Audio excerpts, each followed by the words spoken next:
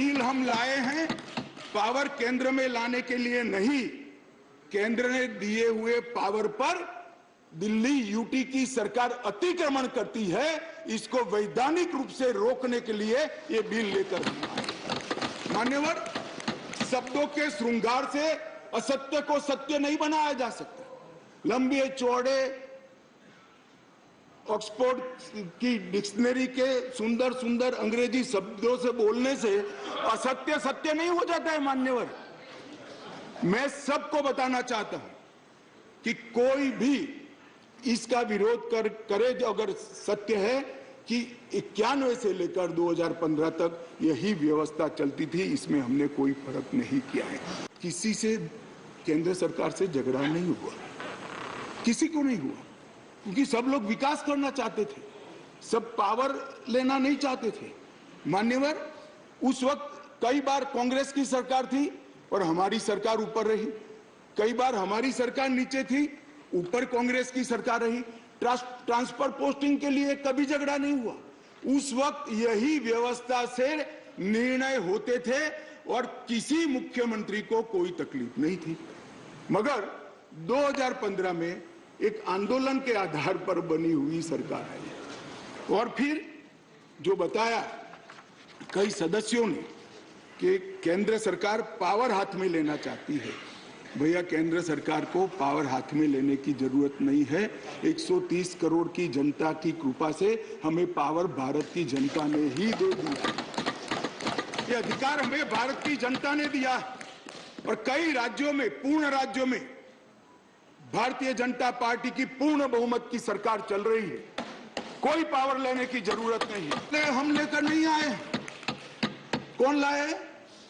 आज जो राजनीतिक जरूरियात के कारण आप पार्टी की गोदी में बैठी है, वो कांग्रेस पार्टी ये संविधान संशोधन लेकर आई। ये हम लेकर नहीं आए। अगर दिल्ली के अधिकारों का किसी ने हनन किया है, दिल्ली की असेंबली का किसी ने हनन किया अधिकारों का, तो मान्यवर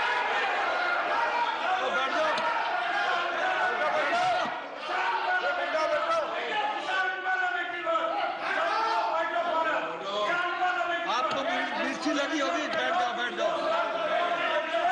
आपको तकलीफ हुई है? अरे गोदी में बैठने में तकलीफ हुई है? माननीय अध्यक्ष जी, इनको करने में तकलीफ नहीं और सुनने में क्यों तकलीफ होती है? करते हैं तो सुनना पड़ेगा। गोदी में बैठ गए। मैं फिर से रिपीट करना चाहता हूं, केवल और केवल राजनीतिक स्वार्थ के कारण आप पार्टी का अपीचमेंट करने के लिए ये अपने ही लाए हुए कानून का ये विरोध कर रहे हैं।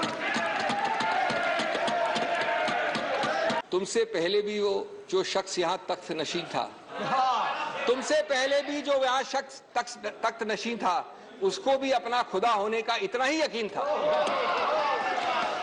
शोहरत की बुलंदी भी पल भर का तमाशा है, शोहरत की बुलंदी भी पल भर का तमाशा है।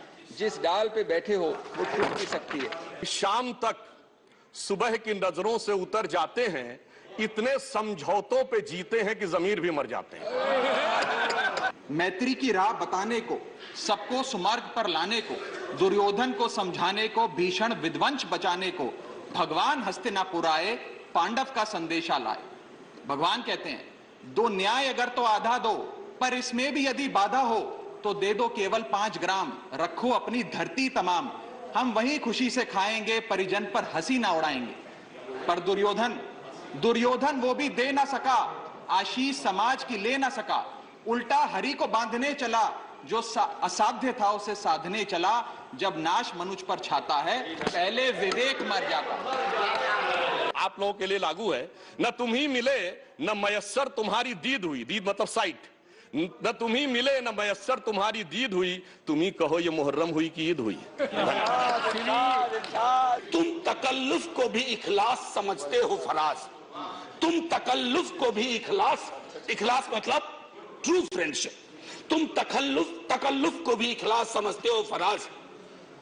दोस्त होता नहीं है हर कोई हाथ मिलाने वाला, आपकी पेश नजर है जी। मत पूछो कि इस दौर में क्या क्या नहीं बिका। आपने तो सब कुछ बिक दिया है, पब्लिक सेक्टर से लेकर लोकतंत्र तक, विधायक, सांसद, सरकारें। मत पूछो कि इस दौर में क्या क्या नहीं बिका, आपके आंखों की शर्म तक आपने बेची है। खुल चुकी है इनकी कलियां, जान चुके हैं दिल्ली के लोग। और आने दीजिए लोकसभा का चुनाव, ये दो मिल गए हैं जो आपस में ना, ये हमको समझाना चाहते हैं आत्मा की आवाज। ये हम भाजपा के लोग हैं, सिद्धांत से जीते हैं, आपकी तरह अवसरवादी नहीं है कि कल एक दूसरे को गाली देते हैं। कितनी शर्मिंदगी होती है। नेहरू जी जब सुनते होंगे कि ये हमारे परनाती महोदय हमारी पार्टी को डुबा करके ही मानेंगे। दोपहर 2 बजे से बहस की शुरुआत हुई थी, फिर जब अमित शाह ने इसका जवाब देना शुरू किया और आखिरकार जब ये तय किया गया कि मतों का विभाजन किया जाएगा, तो 10 बजे के बाद जाकर आखिरकार ये पूरी जो प्रक्रिया है वो संपन्न हुई। अब कल पर सबकी नजरें रहेंगी, क्योंकि कल से 3 दिन तक अविश्वास प्रस्ताव पर सदन में बहस होनी है, चर्चा होनी है।